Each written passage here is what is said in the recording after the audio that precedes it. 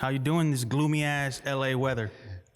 You know, when I got upstairs to make a protein shake, I was like, I can't wait to just like lock in. Like, you know, after this, I get my workout in, but like I'm not going into the office tomorrow. Like I'm just so excited to like go back home and just like chill and work and relax and just be like productive. But like, I don't know. I love me like a good rainy, cloudy, gloomy day. Like that's my shit. Yeah, me too. Same. Oh, wait, before I forget. Okay, I know when we started. Okay. Yeah, because you know I'm just checking in the boxes right now. No, that's true because we go on and on and on. Yeah. Okay, no, but me too. I think something I was looking forward to when I got out here to LA was the weather, right? Because Dallas is like, bro, 130-degree summers. Yeah. You know? Wait, it really gets that hot? Oh, yeah. And sometimes the index is like more. And it's not only that, but it's not like that Palm Springs dry heat. Like you get that type of heat and the humidity. Yeah, we're in between. So it's not quite Miami. Okay. But it's not quite like, it's not moist, but it's not dry. It's like somewhere in the middle, and it sucks. Yeah, because I'm going to say, regardless, at that heat, at that temperature, even with a little bit of humidity, yeah, you get like, fucked. Just dripping. Immediately, man. So, yeah, so when I moved out here, I'm like, man, 70 all day. You know, it's like spring every day, sunny. It was awesome, right? Well, that's what I thought. And then I came here and it rained for like 3 months straight. Which like is 3 years ago. But this is actually like an anomaly. Yeah, I know. Because the first 5, 6, 7 years, I experienced no rain. No rain? None. Like they'll say it'll rain, and it literally felt like Enzo had a spritzer bottle. I was like, that was the rain. That was it? That was it. So it's crazy to see like how green sometimes like things are over here. When it like this is the first time I think it's rained all year. Right? Not the first, no, but because one of 2 times it has rained. Yeah, because I mean, like it was either last year or the year prior, where it was, I want to say 2 years ago, we had a pretty consecutive bout of a lot of rainy days. When I came here, I brought it from Texas. Yeah. So when I showed up 3 years ago, right? It was in November. It rained like from November to like February. Yeah. Every other day it was raining. Every week, I'm like, wait. I'm like, I got lied to. You know, this is not what I thought it was. I'm like, someone's gonna get hurt because this is not what I was promised. And then but then since then it's been consistently sunny. So but still better than what you left. 100%. I mean, you know, on your best and worst days, LA typically has a beat on. I mean, okay. Yes and no. Yes, because on a normal day-to-day, the weather's just generally better here. No, because almost a year ago, the fire started. And that was just by far one of the scariest things I've ever, because you could see them from my house. I was FaceTiming my dad and I turned around and you see the choppers dropping water. And like, I was right next to the hill. Like you was in the movie. Calabasas. It's right next to that damn hill. And it was creeping over the hill into the highway. And you could see it coming towards my house. And that was the Hollywood fire. And then we had one above and then we had one to the left. Yeah. So we were boxed in. And it was probably the scariest time I've experienced as a dad. Because my kids are freaking out. My wife is freaking out. She's like, just basically pack your shit. Let's go to Dallas. Fuck this, right? Like, do you really want to roll the dice? Yeah. Because especially as like from my place, you could see the fire. So it's not like this thing you could just like, you're seeing it on Instagram. No, it's like, it's there. It's right there. Like, look at the window, you can see it. You're looking at it. Yeah, it was like a mile away. Yeah. And so it only takes one little ember or gust of wind or something. And it was hella windy. It was scary.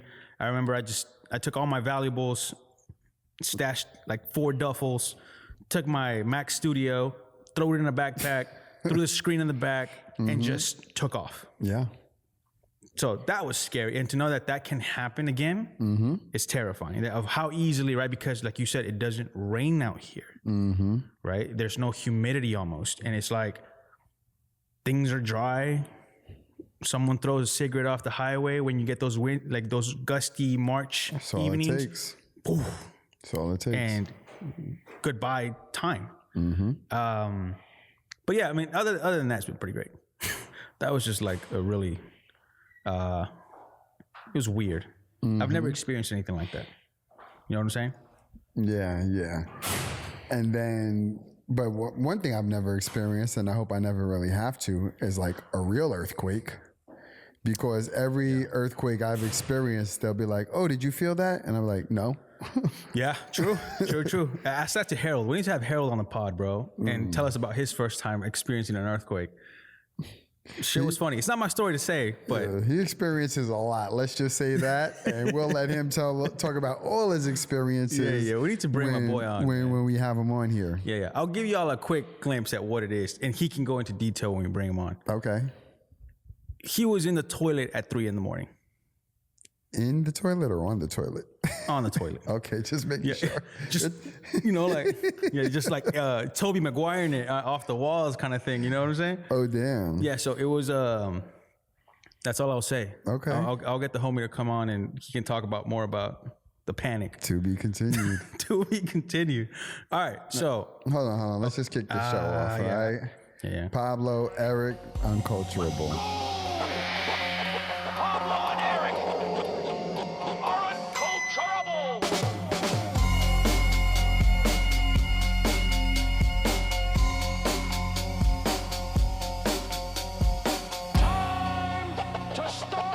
Great. So we hate the formalities. We're like, all right. Yeah, it's just like we're just like you said last time. We're just not enthused about the intro anymore. Because it's not natural. What's natural is us just coming on and talking. Yeah. And that's it. That's true. That's true. Not taking a break to be like, hey guys, we're talking and this is who's talking. That's true. And that's true. So, okay. I got some questions for you, bro. Okay, because last time we just Russian roulette at it. Mr. Reddit Bandit came with no Reddit questions. Well, I have a lot. Okay. Right. Okay. So for the first one and then the second one later. Okay. So these are more like philosophical things where like I was like, okay, I don't want to just talk about relationships all the time, right? Because we're not exactly therapists out here, right? Yeah. We're just gooning out here, dude. You know what I'm saying? Says Pablo. Says Pablo. I'm just kidding. I just learned what that word meant. I just wanted to say it. No, we're just out here just talking shit. So I'm like, I don't want to give anyone legitimate advice about anything, right? Like that's not my area. That's not my field. No. So I was like, okay, what about we try to do something a little more serious this time where we answer like ethical-ish, not really, but philosophical-ish, thought-provoking questions. Okay. And I went into this whole Reddit thing of people. I'm like, damn, people are asking some good questions. And I'm like, I don't remember the last time I asked myself something like that or shit like that, or even read about people talking about a specific topic like that, where it was not about talking shit. It was almost kind of like enlightening, right? People were being hella vulnerable behind the anonymity of Reddit and the lack of pictures, and you don't have to show who you are, right? It's just like people are just like, oh, but you can say whatever you want and I'm be anonymous. as real as you want. I'm anonymous, right? And some of them came from these. I have 5 questions that kind of like I think made my mind wonder a lot. I'm like, oh, and that's where I fell in love into the subreddit and went into each question in person, and people were commenting on that. And I'll get to the first one. So you've had time to think about your answers. Yes and no. It's I'm more curious to see how you answer it because I have had time to think, but the thing is I had time to think about not 5, but like 30. Yeah. Right. Yeah. So it's like my mind just kept wandering and bouncing from one to one. Right. So all of a sudden it's like when I come back to this, I'm like, now I'm thinking of what everyone else said. Yeah. And it made me rethink my answers. Right. So I'm going to catch you blindsided. But you're going to get me like, already have thought about it at least once. Man, the only thing that's gonna suck is I don't really have short answers. So okay. So the goal here is going to be less than 5 minutes together. So you got 2.5, I got 2.5 per question. You don't have to go into detail. Just like, you know what, whatever's on your mind, man. Yeah. Okay. Here's the first one. And I think the reason I picked this one is because I think we're both going through this right now. Okay. What do you think your life is trying to teach you right now that you may not be seeing? It's a good one, right? Ooh. It forces you to think of your situation, what you're going through, and then be like, hey, okay, if I had to leave my body and see my life holistically from above, what do you think is trying to teach you at the moment? Well, I think the biggest lesson, because there's already certain characteristics that I have that I'm continuing to express, which is like patience. Yep. And so I'm like, okay, what are the newer things that aren't typically characteristic of me that's coming to light?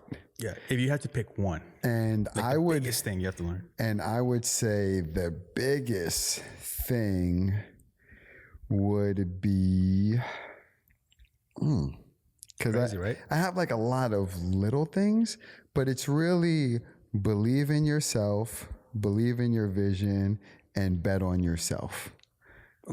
Wow. You and I are definitely friends. The way I answered it in my head because I reflected on some of these with Rosie, right? Because I'm like, yo, when was the last time you thought about these stuff, right?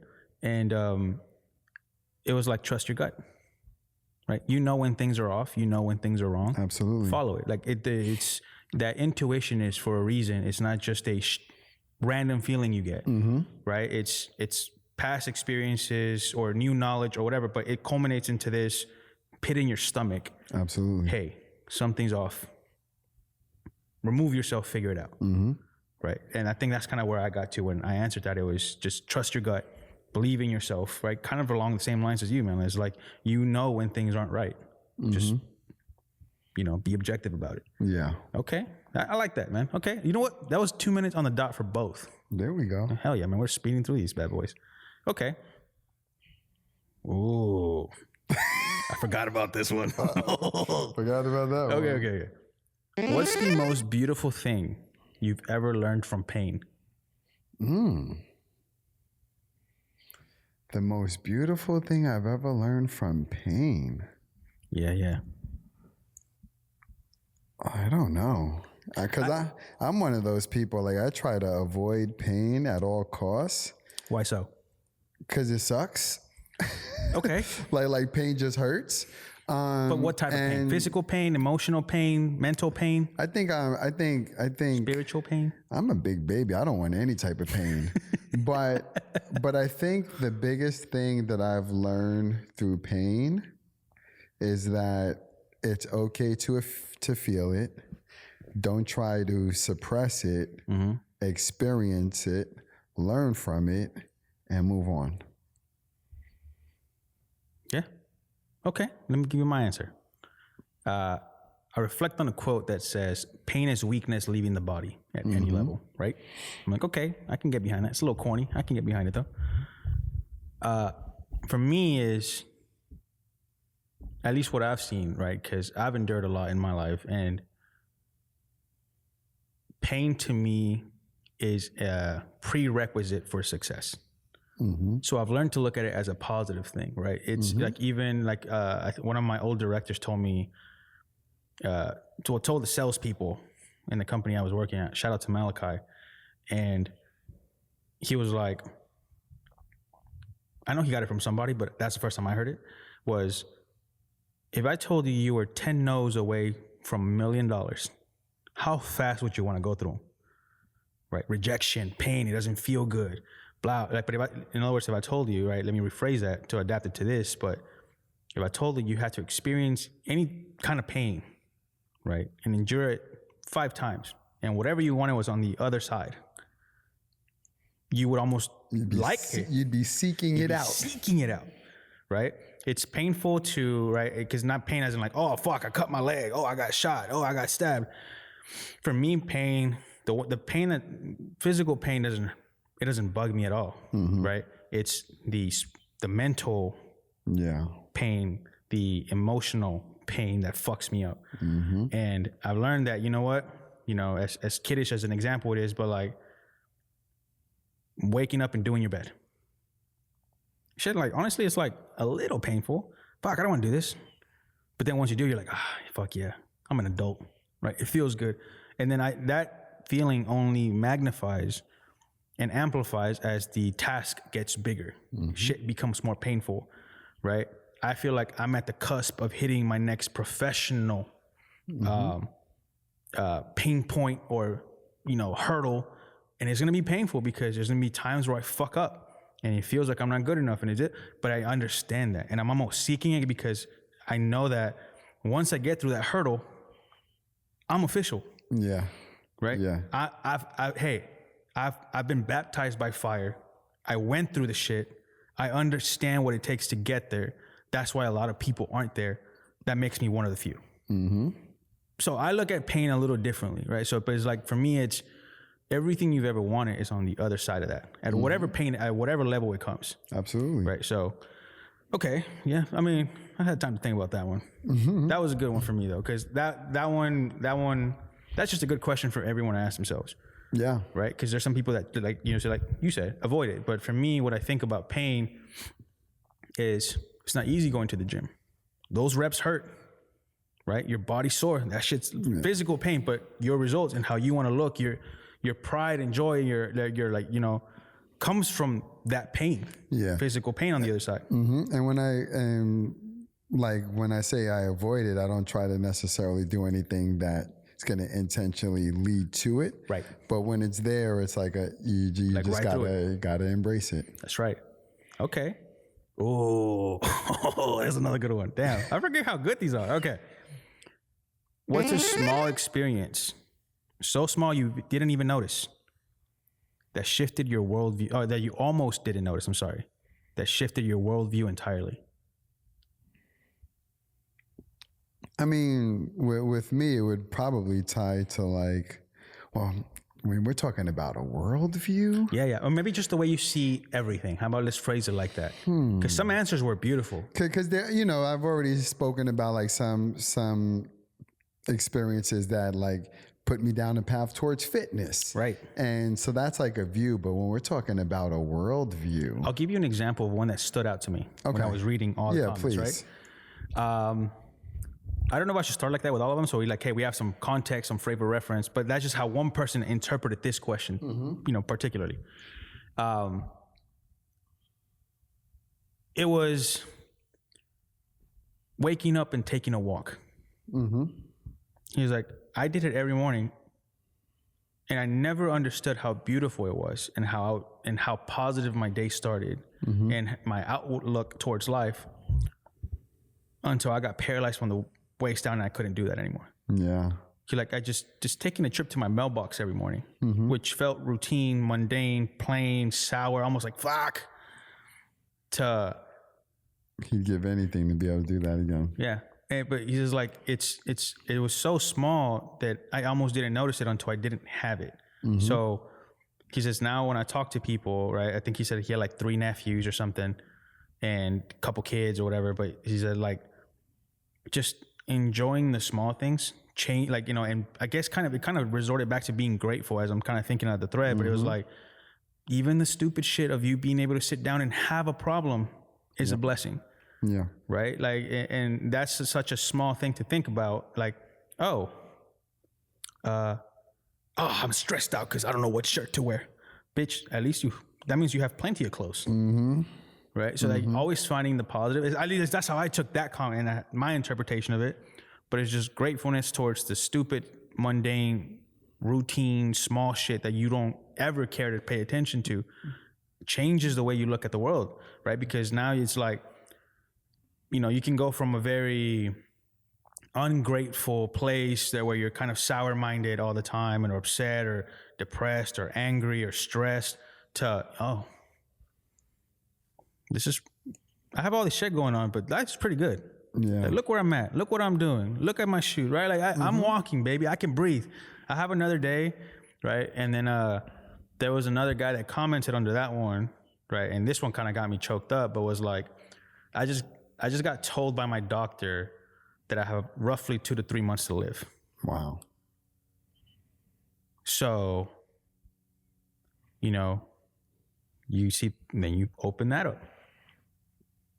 Like, just when you're bitching about your day, somebody else is praying for one more kind of thing. Right. And again, that shit hit. I mean, like that's how it's like this weird emotional roller coaster you dive into because people are just being vulnerable. Yeah. Hey, I get that. Hey, oh damn, you made me see new things, right? So I'm like, I told Rosie, I'm gonna make it a habit to go looking for these thought-provoking, like emotional, real questions, because as if my example could be for this question was something as mundane or routine for me to go look for topics for a podcast turned into an emotional journey for me. It could have been so small I didn't even notice it. Oh, I'm looking for a Reddit post. And that should turn to like, man, I need to be fucking grateful. I'm blessed, dude. I want to learn. I'm alive. I have 2 kids. I have a wife. I have a family that loves me. Like I'm out here in LA. Like I'm doing good things. And in my entire, the way I viewed my life at that point in time changed. Yeah. Right. But it just, but the thing is that caused it to change was, let me go read a Reddit comment. And that turned my whole fucking week upside down. Yeah. Yeah. I mean, I can't identify like a single thing, but like there are those moments where it's just a reminder to be grateful. Yeah, and, man. Yeah. You know, because there are times when I remember one time I saw somebody who was like handicapped, disabled, whatever the politically correct word is, and he was just smiling. Like he was just people. Like having a great time. And it humbled me to see the strength that he has, because I'm like, if I was in his position, man, I'd probably be like mad at the world, right? You know? And so to just even have a little bit less fortune, and in his instance, much less, you know, what we would think of as fortune, and to still really have joy and experience or have an understanding of what truly matters in life. Like that right there is a beautiful thing. And really like the only moments that truly matter are the present. Yep. Because the past you have no control over. The future is not guaranteed. And most people spend their lives in one of the other. 100%, man. And then 5 years later, they think back on this moment that they took for granted, wishing they had. Yep. So. Well said, dude. 100%. Damn, man. All right, dropping fucking wisdom. Man. Like Salt Bay over here. You know, Simon Sinek, Power of Now. Yeah, no, it's true, man. Oh, no, well, he start with why. It's Eckhart Tolle, I believe, which is the Power of Now. I'm like kind of going back and forth between both. It's like they say, right? It's life is truly a game. I think when you start thinking about it and gamify it in your head, it makes a little more sense. Like you're trying to level up, right? On some Sun Wu shit. But like it's a game and that no one gets out alive. No. And that's the one guarantee, the one thing that's certain. Death, baby. Yeah, that's a good one. Okay. Hold on, let me see. All right, here's another one. What's one question you'd ask your future self?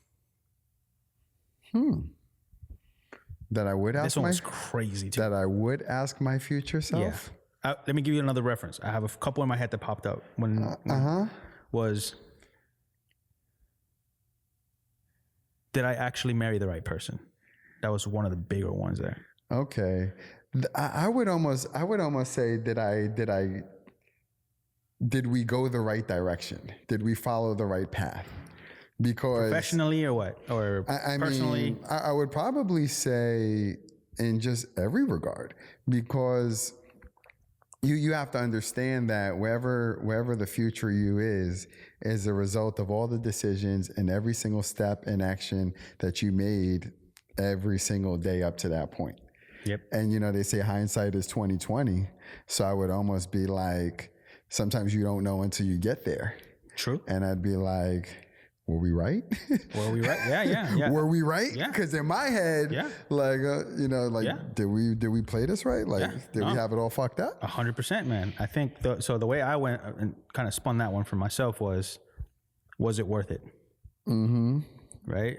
I'm working extremely hard right now to get to a level where I think I deserve to be, and right, that comes at a sacrifice. Yeah. Of maybe not tucking my kids in asleep, right? My wife does that. Or, lack of sleep because I've been staying up till 2, 3 in the morning, getting to where I need to be, etc. Right. So I miss out on a lot of things by working this hard to try to provide even better future for my family down the line. So what I would like to ask myself is like, hey, knowing everything you've missed up to this point, was it worth doing to whatever point my future self is at that point? Was it worth it? Or are you going to look back and go like, dude, life wasn't that, work wasn't that important. You should have maybe been with your family a little bit more. Now, because as you ask that question, it also reminds me of what your father shared with you. That's right. So what do you think? That's what led to that. I was going to say, and his answer is what? So I spoke to my dad, and, my dad's been a workaholic pretty much his whole life, engineer, extremely smart guy. Like, dude can do anything, fucking anything. Anything he ever put his mind to, this guy could do, from electrical engineering, like fucking building robots, and to building parts of the house, to like plumbing, to like a bunch of little weird inventions all over the place. And that's where I got my like science bug from, to be honest, and like math and stuff. And my dad, now that he's getting older and, like kind of life settling in a little bit more, he told me like, hey, cause I called him and I was like, look, I'm stressed out, just kind of vented to my dad. And he was like, hey man, don't fall. Like I'm about 22 years ahead of you in this road. Don't fall for the same pothole. And here's a pothole, is don't work too hard.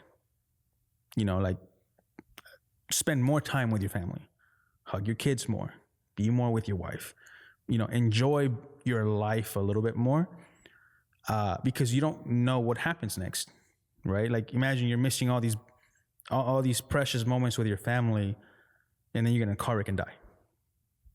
So you didn't have the time with your family, and you didn't secure your future, and now it's done, right? So it's like my dad told me, what you have now is the most important, not what you will have then, but it's what you have right now. Like, hey, if you have 2 little ones at home, spend time with them, be present, be there.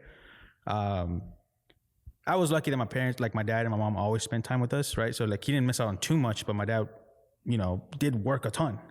So, but yeah, that's what led to that reflection of like, hey, was it worth it? Am I proud of myself? Because I'm like, yo, I've hit a level I never thought I could reach.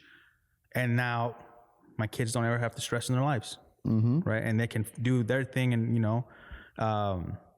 or is the thing that's like, fuck, I worked a little too hard, I missed too much, and they might have maybe built resentment towards me because I wasn't there all the time, right? Trying to think of them and this whole fucking loop. So yeah, I don't know, man. All right, well, I tell you what, I'm gonna add. It's a great question. So I'm gonna jump in with a question. Oh, what would you tell your 22-year younger self now?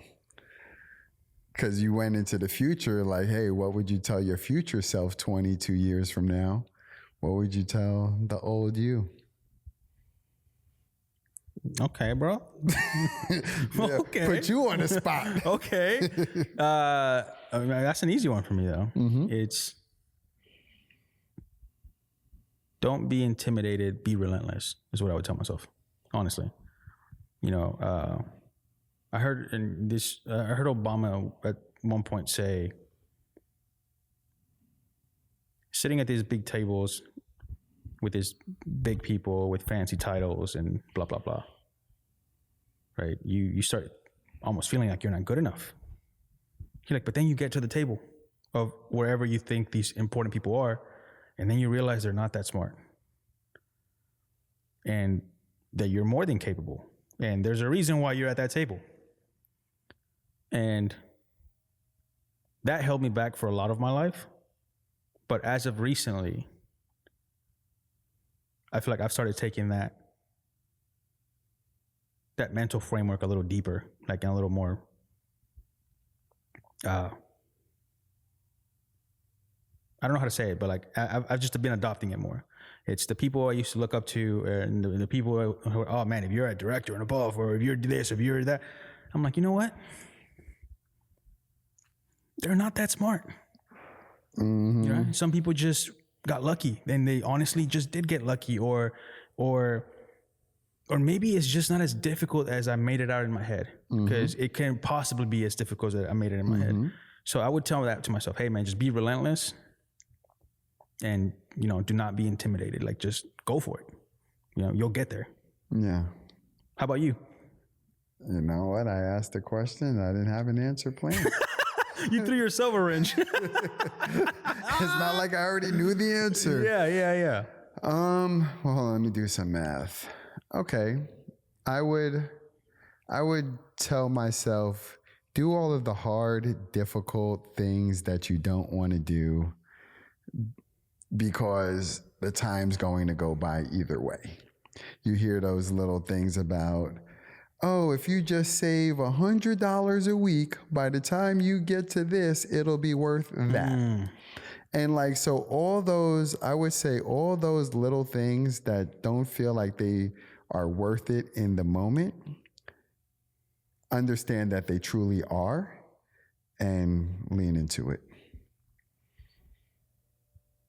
Okay. Okay.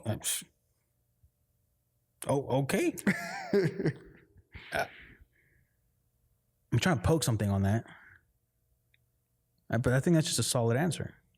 Okay, so all right, so but let me add to that, right? Knowing what you know now, right? Like, if you could take this knowledge and take it back, what would you do? What would you do differently? I mean, that's the cheat code, because well, why do you think I'm leaning into AI so much? Right. Because I'm like, I've already missed that .com boom. Exactly. So, I mean, like, be like, oh, Bitcoin. Yeah. So 20-year-old Erik, right? You have 20-year-old Erik, but with the brain you have on you now. Where would you have forked off? Like, where would you create a tangent? We're like, hey, you know what? This is a spot where I would have done something a little different. Honestly, I would have continued to be at the forefront of everything. Meaning, like, as soon as there was Vine, I would have immediately got into posting workout videos on Vine. Hold on. I got to stop you. Yeah. Got to stop you. Go ahead. They're creating a new they're bringing a Vine back. I know. So, yeah, we got to get up on there. Yeah, it's called Divine. So just letting you know, there's a new social media network coming out that we're definitely going to be a part of. Good social, great social content. Yeah, so it's just a matter of, you think about all of the opportunities and early adopters. When before YouTube, it was called Justin TV. Like, I would have literally been streaming and doing things. Man. So I just would have been, like an early adopter to all of these technologies. Pre-Kai Cenat. Yeah, because the thing is, everything that I love to do, people are making millions of dollars off of doing those things. Yeah. I remember the first day I met you. Well, few months I met you. I was like, you need to be streaming. I think actually, you know what? I think it came when you obliterated me on Street Fighter, right? I was like, you need to be streaming, dog. Like, you are at that caliber where, like, right? You have the personality, you have the skill set, the technical know-how, and the expertise, right? The history with gaming, where you should have. I don't know why you're still not streaming. Yeah. Like, you got a whole you got Iron Man set up in your fucking, but you're still not streaming. I'm waiting on you to deliver Jarvis. Bro, I gotta show you something after this. Okay. So last one, because we got about 10 minutes left. All right, let's do it. And I think I saved the best for last. Because this really takes some, like, reflecting. Okay. You really have to sit there and think, and to be honest and answer it correctly, I think. What's one belief you're holding on to that might be holding you back? Like, you're just like, hey, I believe this, and whether I know it is wrong or right, or this is what I truly believe, and even though I know it might be holding me back from some shit. Do you have one? I struggled with this one. It's because I almost feel like It's tough because even as I think it and about to say it, like I know it's a contradiction, but a lot of times it's like, I'll just do it myself. Like almost like if you want something done right, you got to do it. You're Being too independent. Yeah, that's exactly it. Just being too independent, like not listen to that, Rosie. Yeah, not asking for anything, even if I really need it, and I don't know whether that's prideful, like. There's some ego in there, I think, right? Yeah, but I think I also lean into that because me finding the solutions to those problems is the real cure. It's like, so it's almost like I'm like, yeah, you figure it out, because if you find this solution, then you're set for life. Yeah. And, okay, but there's a caveat there. Okay. Right? Because I think so long as it is, because I've had 1,000 conversations with Rosie about this. Is so long that's a personal journey. Yes. Anything outside of that, no. Right? Sometimes, like, there is not one person on this planet that has been self-made. No. Never. Not at all. Right? Because like self-made means from the womb. Unless you birth yourself. Like Jesus could probably be like, I'm self-made. Right? but you know what I'm saying? And then even that comes to the begs the question. Well, not really, because God. Yeah. Right? Or unless you consider him God. Right? There's a whole philosophical put debate. you in Mary. Yeah, right. You know what I'm saying? By the way, that's hella sus, right, Mary? That's hella sus, Mary. Yo, I got pregnant, but I didn't have sex. Oh, I'm just saying. That's a whole different thing. But yes, it's a thing where like I struggle with this too. Because what was the question again? Right. The question is, what's one belief that you know has been holding you back, but that you hold on to? What's one belief you've been holding on to that you know holds you back? Yeah. Right. I have a lot. And but the thing is, you never know if it's true. It's one of those things like you have to wait 22 years to look back. Like I'm also the kind of person you like need some XP points, right? You know, like there's people that want to be in relationships and want that type of love. And I'm the same kind of person. I don't need that shit. You know, and it's like, because I guess I've experienced it. Okay. So do you think that holds you back? Do you think your thought and mental around being in a relationship, right? We're like, nah, fuck that. I gotta be where I need to be first before, right? Do you think that holds you back at all? Like from like a relationship standpoint, clearly, right? No, because it would hold me back if that was my goal. Like if that is my main goal in life, like to be in a relationship and have a family, and then I have that mindset, clearly it's gonna set me back. But you can have both. I would challenge that. You can have both. Yeah. You can be like, hey, because I knew I wanted to be a dad and I wanted to be married. But I also knew I wanted to do big things in tech and big things in other areas. Yeah. Right. So you can run both plays simultaneously. Right. The thing is like, do you think by like saying, for example, my answer was, how did I phrase it? Because I told myself in Spanish, but it was like thinking the best of people automatically and by default. Assuming they're just being the best person, assuming they're good people, assuming being a stupid optimist. Yeah, that holds me back, right? Because I give people the benefit of the doubt. I trust. Okay, and then, I get stabbed on the back. Metaphorically and physically, and it's one of these things where you're like, fuck, I keep falling for the same thing. So like, why do I keep believing that people are just innately good? Yeah. And betting on that, right? When it keeps costing me a slap in the face.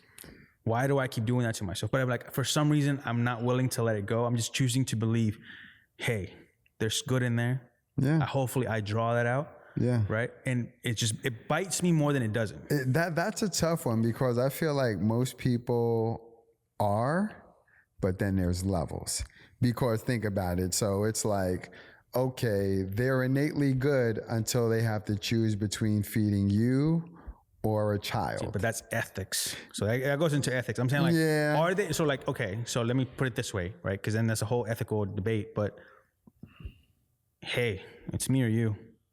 I'm sorry, but I got to kill you because I want, them to live. I got to kill you. You didn't necessarily do anything wrong, right? Let's just pretend at the moment. But I have to kill you so they survive. Does that make me a bad person? No. or I got to steal some shit in order to feed my kid, does that make me a bad person? Yeah. I mean, some people would argue yes, because you're breaking the law, you're doing something illegal, you're ending a life, you're doing right. Like, and some people are like, no, because you have to. It's circumstance, and right. And it depends on how you look at it. Yeah. So, like for me, I've gotten to the point where like I started to question: are people innately good? Mm-hmm. Right? Is it this 50-50 balance thing that just it's consistently circumstantial, and I don't know what side I'm getting because I don't know what's going on. So is it better for me to let go of that ideology that, hey, I'm going to expect good? Mm-hmm. Because like I said, it bites me more than it doesn't. So I don't know, man. It's a tough one to walk. And me, it's like, I no longer go by words. Yeah, I go by actions. That's a big one. That's a big one. Trusting people, right? Fuck what you say. It's what you show me. That's a good one. I like that. Yeah. I like that. I keep forgetting the question. I don't even know if I answered it. The question was, let me read it to make sure I got that shit right. We might have talked about something completely different. No, it's what's one belief that you're holding on to that you know may be holding you back. Yeah, and I don't know, but I'm just gonna say the one thing that I need to not let sink in is that there's nothing that I can't do, and anything that I put my mind and effort into will be successful. Yep. If you are going through anything, whatever it is that you may be going through, there's always a way out, right? There's always a light at the end of the tunnel. It's about perspective, to be honest. I think that's what I wanted to get out of this episode, at least from the questions I kind of gathered. It all comes down to perspective. Absolutely. 100% perspective. You can wake up and say, my leg hurts. Oh, that sucks. I have a shitty day. Or you can wake up and say, hey, at least I have a leg that hurts. I can walk on this. Other people can't, right? Like you can build off and be grateful off even a bad thing. So yeah, that was the whole goal for me, I guess, today, man. I guess with the questions I have. Well, I think this episode will air after Thanksgiving, but in the spirit of Thanksgiving, a lot of times it is about giving thanks and being grateful and having gratitude. You know what? It's going to air on Thanksgiving. This was coming out next. Okay. So, I think nice. So it's really about, just really being grateful for everything. And that's why I say even my complaints are blessings. Yeah. The fact that I can even give voice to. That's right. You've been saying that. Oh, God, dude, it just clicked. Yeah. Damn. Because it's like, I'm grateful I can be unhappy here. Yeah. In this building in Beverly Hills where we're overlooking the Hollywood sign. Life's so fucking bad. God knows what I got to do in the beautiful gym I go to make rent, but fuck it. Yeah, it's just think of life as a video game. I feel like that's really been working for me this week. Right? I've been thinking of life as how do I level up? Oh, that became the daily tasks. Yeah. Right? Okay, now I have to do this. And it became fun. Instead of it feeling like a job or like a fucking drag, it feels like I have an opportunity and it's mine to take if I choose to take it. Right? And when I do, boom, level up. Right? Pablo's now level 18 out here. Right? I think that's where I've been trying to get out of life and be more respectful and give it the respect it deserves. But more than anything, it's changed my perspective because I was noticing a fucking dip. Yeah. Right. And most dips happen due to the environment. Right. That's why you need to be careful with your surroundings. If you constantly have people around you that put you down, guess what? You're gonna be feeling down and you're gonna be on your lows more than usual. And if you surround yourself with people that pick you up and believe in you and to see the good in you and push you, then that's exactly what you're going to do. So you need to be careful who you're around, because my dad would always tell me, I'll tell you who you are if you show me your friends. Absolutely. And I've always been super delicate about that, right? For me to call someone a friend, it's a big fucking deal. That's what 3 episodes ago in the new office, I'm like, hey, when I said it, Rosie freaked out because that doesn't happen. So that's all I got for you guys today, man. All right, well then, peace.